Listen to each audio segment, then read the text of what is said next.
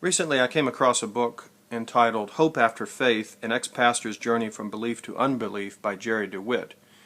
Jerry DeWitt is a man with an extensive background in certain forms of Christianity who recently, in the last year or so, has come out professing atheism, that he does not believe in God anymore.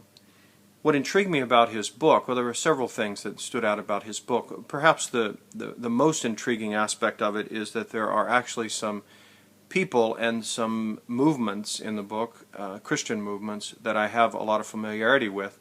In fact, some of the people that he mentions in the book are also in some way related to my own Christian journey.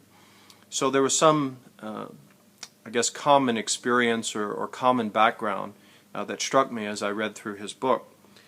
He grew up in a small town in Louisiana, DeWitt, Louisiana. I know quite a number of young men from DeWitt who many years ago now, this would be back in the late 80s, that I went to a Bible college for 3 years after I graduated from high school, and there was a good number of young men in that school who were from DeWitt. And my pastor for a number of years when I was a teenager, up until the time I was about 20 years of age, was a brother to one of the ministers that is mentioned in this book, that was a pastor of a very large church in DeWitt, Louisiana. So the story that Mr. DeWitt tells of his own spiritual journey resonated with me in several ways because of his experience. He grew up around, at least in his Christian experience, aspiring to be a minister and serving in various ministerial roles in forms of the Assemblies of God and Pentecostalism and the charismatic movement, all of which I have a lot of experience with.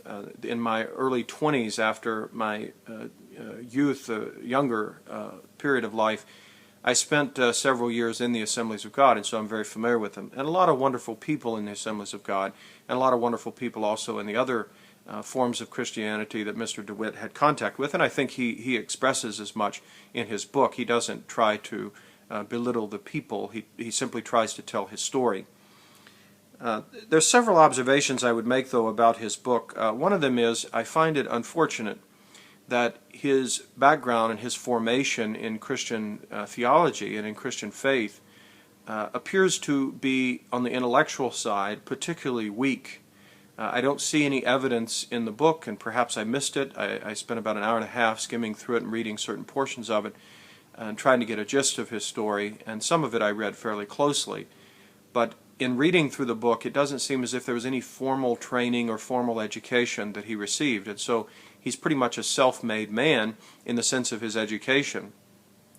I remember in my early days of sort of deciding whether or not to go into any kind of formal education.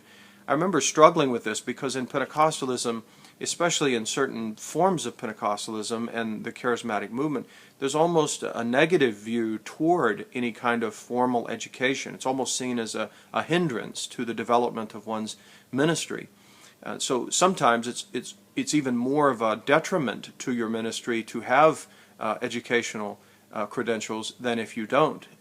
Some of these churches, especially these smaller sort of rural area churches, oftentimes take pride in the fact that their calling comes from God, not from some type of educational background that they have.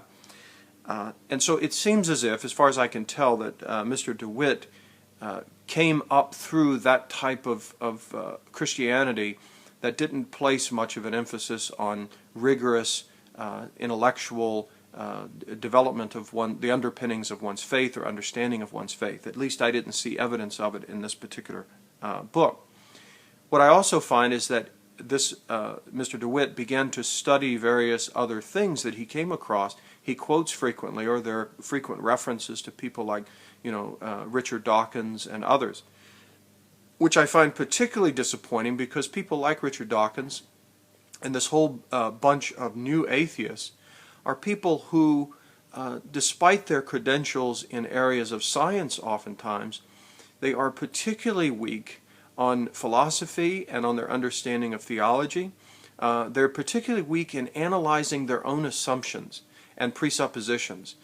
They like to throw out or hurl accusations at other people for being anti-intellectual or having assumptions that they don't demonstrate or prove, and that everything has to be funneled through a scientific methodology.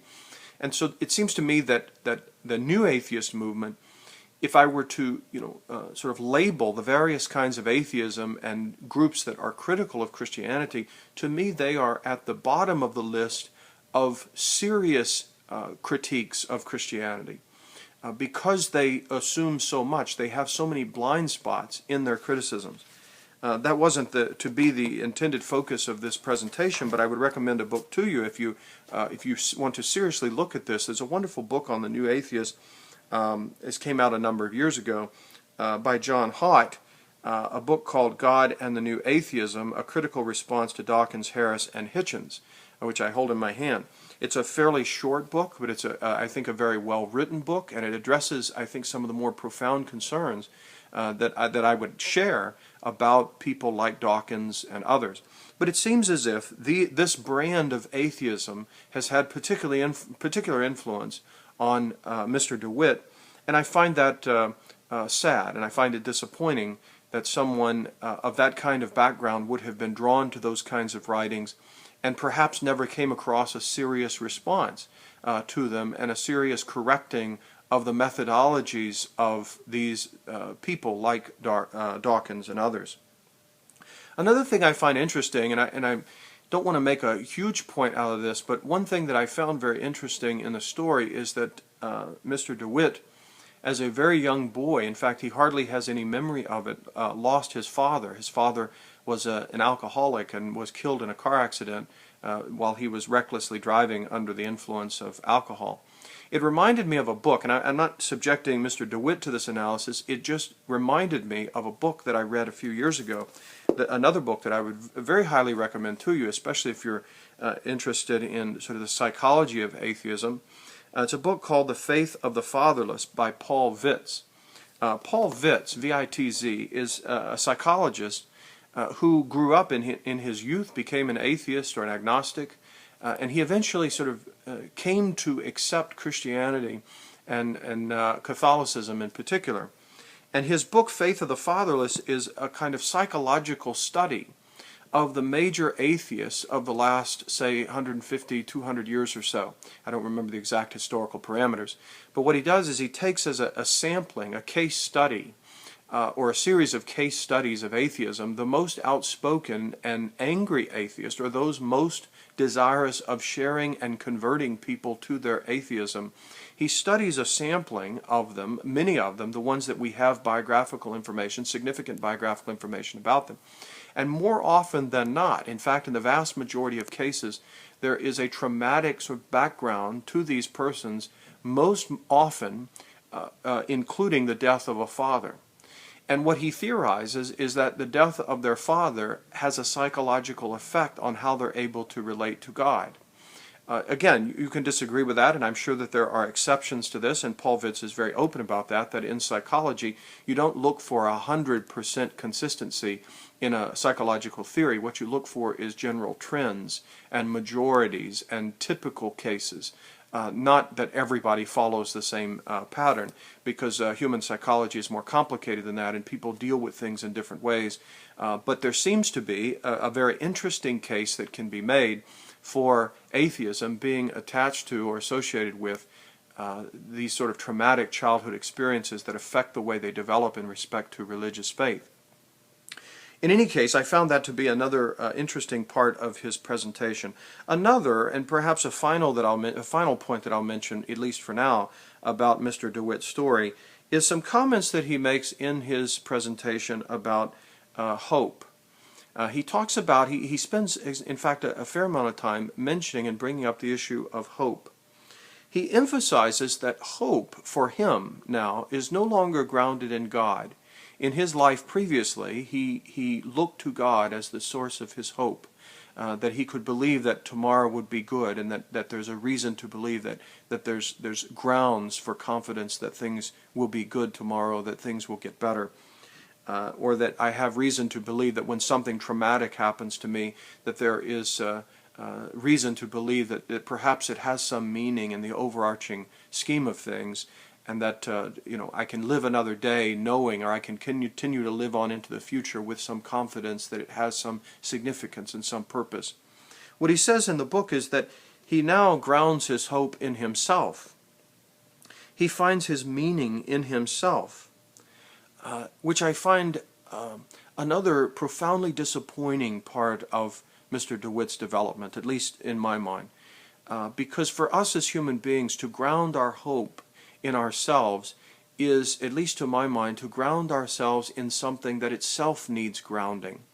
I need some basis to know that my life, if I'm going to have any meaning or hope, I need to know that that hope is more than just an illusion or more than just wish projection, that it's just me throwing out something for which I have no reason to believe. I don't see how an atheist can have a foundation for hope and meaning. He says here he finds this hope and meaning in himself, but it seems to me that our lives are so incredibly dependent on things beyond ourselves that I don't know if tomorrow will be the end of my life. I don't know if in the next 5 minutes it will be the end of my life. I have no reason to believe that, or no confidence when I just look at the natural order of things and I just look at myself. I find that I am the kind of being that so radically depends on other things for my well-being and for my confidence, that I'm so dependent on those other things that for me to say that I have hope and confidence that's grounded exclusively in myself, it seems like an incredibly empty and fragile and ungrounded basis of hope. For the Christian, our hope is rooted in the supreme ground and source of everything. And if I have good reason to believe in God, and I believe I do have many good reasons to believe in God, if I have good reason to believe in God, God being the ground of everything, the source of everything, the reason for everything, I can then have confidence that there's overarching meaning to everything. If I were to ground my hope and my meaning exclusively in myself, that seems to me to be dramatically illusory and dramatically contrary to the facts, which are that my life so incredibly depends on others and for the world around me for any sense of hope or confidence at all, that to ground my hope and meaning in myself exclusively seems to me to be self-deception. But in any case, as I look through Mr. DeWitt's book and as I spend a little time reading it, I find it more sad than anything else that someone who experienced an upbringing in which they sought to have faith and trust in God, to ultimately lose that to the theories presented by people like Richard Dawkins and others is profoundly disappointing to me. But I hope that Mr. DeWitt's journey is ongoing. I'm sure that it is, and hopefully he will come to discover more that I hope will put his experience in some larger context that will allow him to return to faith. But those are my preliminary or my first comments or thoughts about his book, and perhaps I'll make more comments in the future.